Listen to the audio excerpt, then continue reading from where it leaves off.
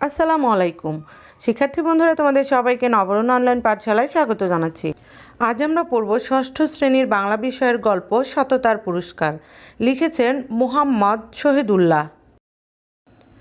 বন্ধুরা, তোমরা যারা চ্যানেলটি এখনও সাবস্ক্রাইব করনি তারা চ্যানেলটি সাবস্ক্রাইব করবে এবং সকল ভিডিওর নোটিফিকেশন সবার আগে পেতে বেল আইকনে ক্লিক করবে। তাহলে চলো বন্ধুরা, ক্লাসটি শুরু করি। প্রথমে আমরা গল্পটি রিডিং পড়ব। শততার পুরস্কার। লিখেছেন মুহাম্মদ শহীদুল্লাহ। সেকালে ইহুদি বংশের 3টি লোক ছিল। একজনের সর্বাঙ্গে ধবল, আরেকজনের মাথায় টাক, আরেকজনের 2 চোখ অন্ধ। আল্লাহ তাহাদের পরীক্ষার জন্য তাহাদের কাছে একজন ফেরেশতা পাঠাইলেন। ফেরেশতা হইলেন আল্লাহর দূত। তাহারা নূরের তৈয়ারি, এমনি কেহ তাহাদিগকে দেখিতে পায় না। আল্লাহর হুকুমে তাহারা সকল কাজ করিয়া থাকেন। ফেরেশতারা মানুষের রূপ ধরিয়া প্রথমে ধবল রোগীর নিকটে আসিলেন। তিনি তাহাকে বলিলেন, কি তুমি সবচেয়ে ভালোবাসো? ধবল রোগী বলিল, আহা, আমার গায়ের রং যদি ভালো হয়, সকলে যে আমাকে বড় ঘৃণা করে। স্বর্গীয় দূত তাহার গায়ে হাত বুলাইয়া দিলেন, তাহার রোগ সারিয়া গেল, তাহার গায়ের চামড়া ভালো হইল। তারপর আল্লাহর দূত পুনরায় তাহাকে জিজ্ঞাসা করিলেন, এখন তুমি কি চাও? সে বলিল, আমি উট চাই। দূত তাহাকে একটি গাভীন উট দিয়া বলিলেন, এই লও, ইহাতে তোমার ভাগ্য খুলিবে। তারপর সেই ফেরেশতা টাকওয়ালার কাছে গিয়া বলিলেন, কি তুমি সবচেয়ে ভালোবাসো? সে বলিল, আহা, আমার এই রোগ যদি সারিয়া যায়, যদি আমার মাথায় চুল ওঠে। আল্লাহর দূত তাহার মাথায় হাত বুলাইয়া দিলেন, তাহার টাক সারিয়া গেল, তাহার মাথায় চুল গজাইল। দূত পুনরায় বলিলেন, এখন তুমি কি চাও? সে বলিল, গাই।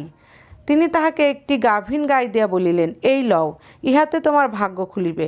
তারপর স্বর্গীয় দূত অন্ধের কাছে গেলেন, গিয়া বলিলেন, কি তুমি সবচেয়ে ভালোবাসো? সে বলিল, আল্লাহ আমার চোখ ভালো করিয়া দিন, আমি যেন লোকের মুখ দেখতে পাই। স্বর্গীয় দূত তাহার চোখে হাত বুলাইয়া দিলেন, তাহার চোখ ভালো হইয়া গেল। তারপর তিনি তাহাকে বলিলেন, এখন তুমি কি চাও? সে বলিল, আমি ছাগল চাই। স্বর্গীয় দূত তাহাকে একটি গাভীন ছাগল দিয়া বলিলেন, এই লও, ইহাতে তোমার ভাগ্য খুলিবে। তারপর উটের বাচ্চা হইল, গায়ের বাছুর হইল, ছাগলের ছানা হইল। এই রকম করিয়া উটে, গায়ে, ছাগলে তাহাদের মাঠ বোঝাই হইয়া গেল। কিছুদিন পর আবার সেই ফেরেশতা পূর্বের মতো মানুষের রূপ ধরিয়া সেই যে আগের ধবল রোগী ছিল তাহার নিকট উপস্থিত হইলেন।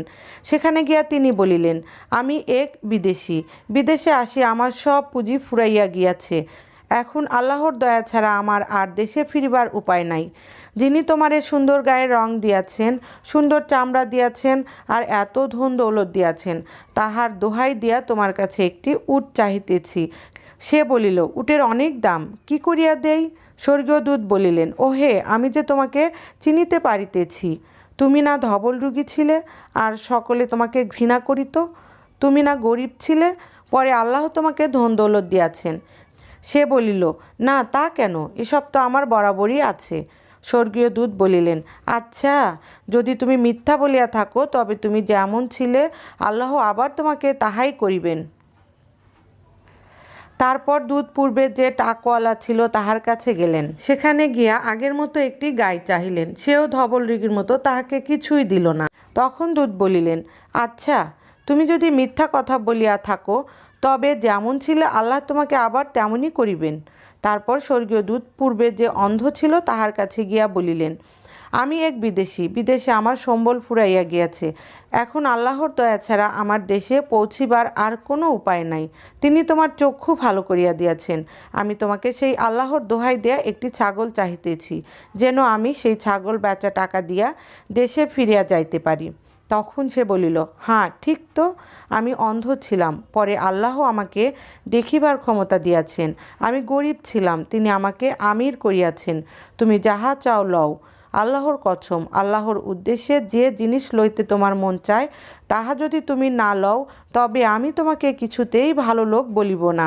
ফেরেশতা তখন বলিলেন, ব্যাস, তোমার জিনিস তোমারই থাক। তোমার পরীক্ষা লওয়া হইল।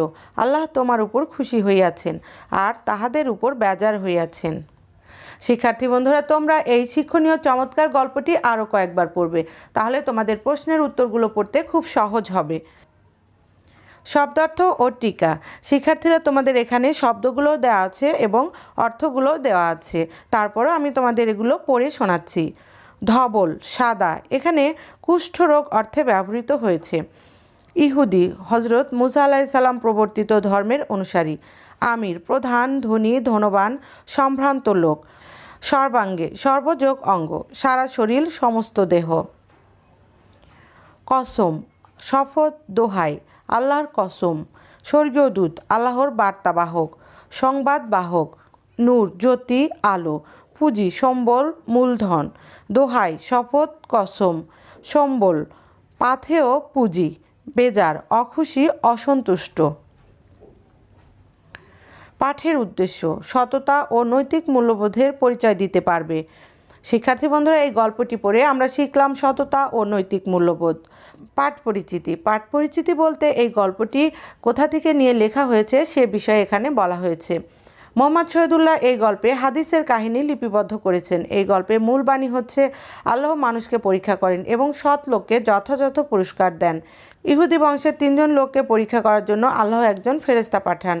এদের একজন কুষ্ঠরোগী, দ্বিতীয়জন টাকওয়ালা এবং তৃতীয়জন অন্ধ। ফেরেশতার অনুগ্রহে এই 3 জনেরই শারীরিক ত্রুটি দূর হলো। 3 জনই সুস্থ, সুন্দর, স্বাভাবিক মানুষের চেহারা পেল। শুধু তাই নয়, ফেরেশতার কৃপায় প্রথম জন একটি উট থেকে বহু উটের, দ্বিতীয় জন একটি গাভী থেকে বহু গাভীর এবং তৃতীয় জন একটি ছাগল থেকে বহু ছাগলের মালিক হয়ে গেল। কিছুদিন পর এদের পরীক্ষা করার জন্য ফেরেশতা গরিব বিদেশি ছদ্মবেশে এদের কাছে হাজির হলেন। তিনি এক একজনের কাছে গিয়ে তাদের আগের দুরবস্থার কথা স্মরণ করিয়ে দিয়ে তাকে কিছু সাহায্য করতে বললেন।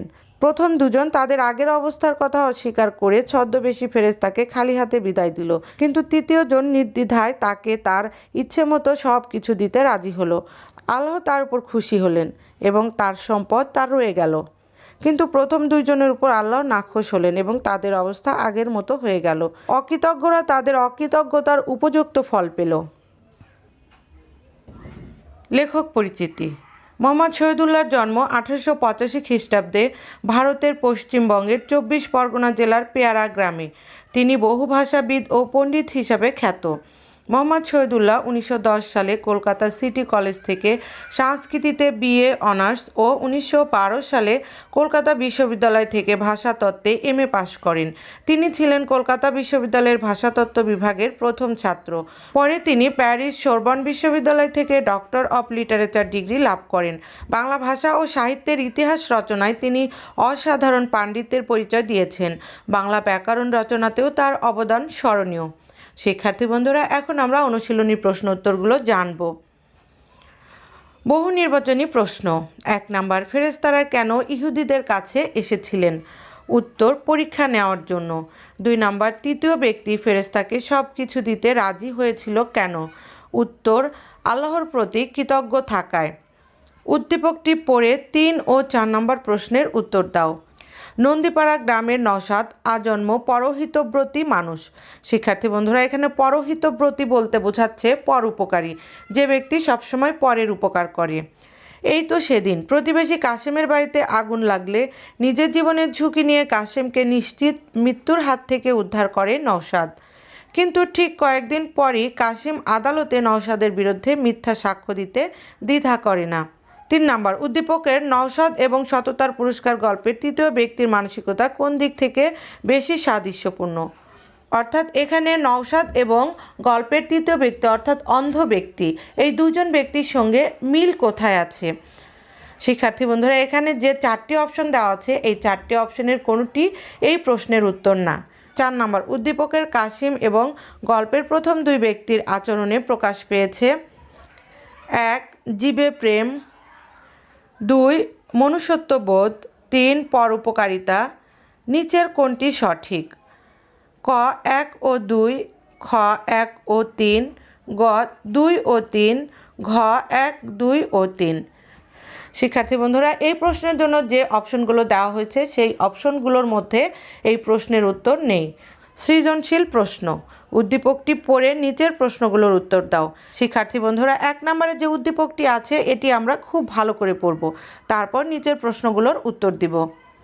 এবার আমরা উদ্দীপকটি পড়ব।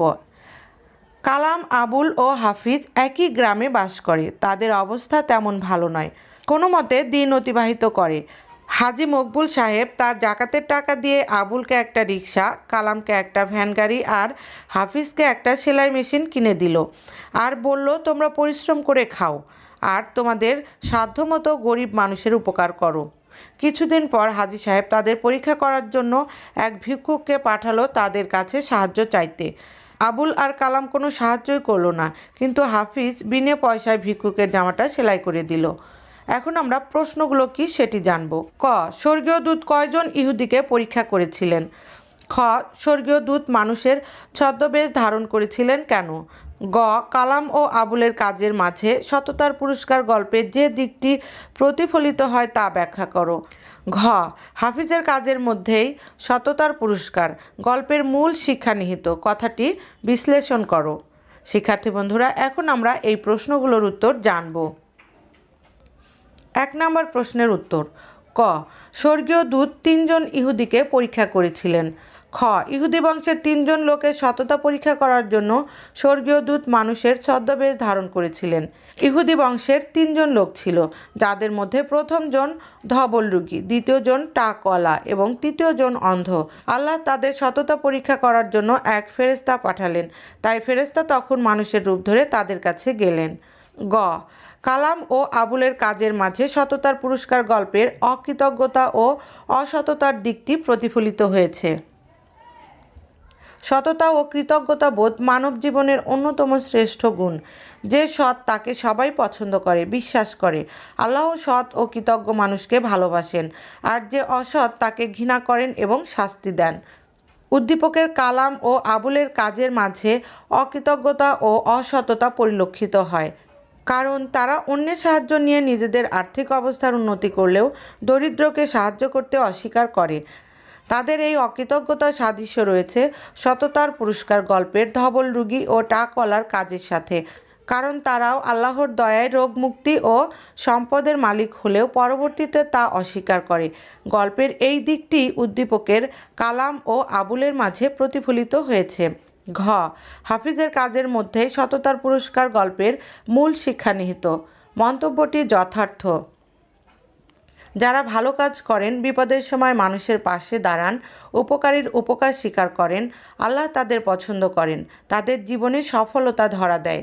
উদ্দীপকের হাফিজ একজন সৎ ব্যক্তি। সে অন্যের সাহায্য নিয়ে নিজের অবস্থার উন্নতি করেছে এবং কৃতজ্ঞ চিত্তে সেই উপকার মনে রেখেছে। ভিক্ষুকের জামা সেলাই করে দিয়েছে। এই সততা এবং ভালো কাজের মধ্যে সততার পুরস্কার গল্পের মূল শিক্ষা নিহিত। সততার পুরস্কার গল্পে সৎ ও অসৎ উভয় কাজের বর্ণনা এবং এর পরিণতি আলোচিত হয়েছে। ধবল রোগী ও টাকওয়ালা তাদের অকৃতজ্ঞতা ও অসততার জন্য শাস্তি পেয়েছে এবং অন্ধ ব্যক্তি তার সৎ কাজের জন্য পুরস্কার পেয়েছে, কারণ সে কৃতজ্ঞ চিত্তে আল্লাহর দানের কথা স্বীকার করে অসহায়কে সাহায্য করেছে। গল্পের এই শিক্ষণীয় দিকটি উদ্দীপকের হাফিজের কাজে প্রতিফলিত হয়েছে, তাই বলা যায় প্রশ্নোক্ত মন্তব্যটি যথার্থ। শিক্ষার্থী বন্ধুরা, আমি তোমাদের দেখিয়ে দিলাম কিভাবে প্রশ্নের উত্তরগুলো লিখতে হয়। এই প্রশ্নের উত্তরগুলো শেখার আগে তোমরা গল্পটি খুব ভালোভাবে পড়বে, তাহলে প্রশ্নের উত্তরগুলো শিখতে খুব সহজ হবে। আর এরপরও যদি তোমাদের কোনো কিছু জানবার থাকে, অবশ্যই তোমরা আমাকে কমেন্ট বক্সে জানাবে। আমি তোমাদের প্রশ্নের উত্তর দেবার চেষ্টা করব। পরবর্তী ক্লাসে আমরা নতুন কোনো বিষয় নিয়ে হাজির হব। পরবর্তী ক্লাসটি দেখার জন্য তোমাদের আমন্ত্রণ রইল। শিক্ষার্থী বন্ধুরা, এই ক্লাসটি যদি ভালো লাগে অবশ্যই তোমরা লাইক, কমেন্ট এবং শেয়ার করবে।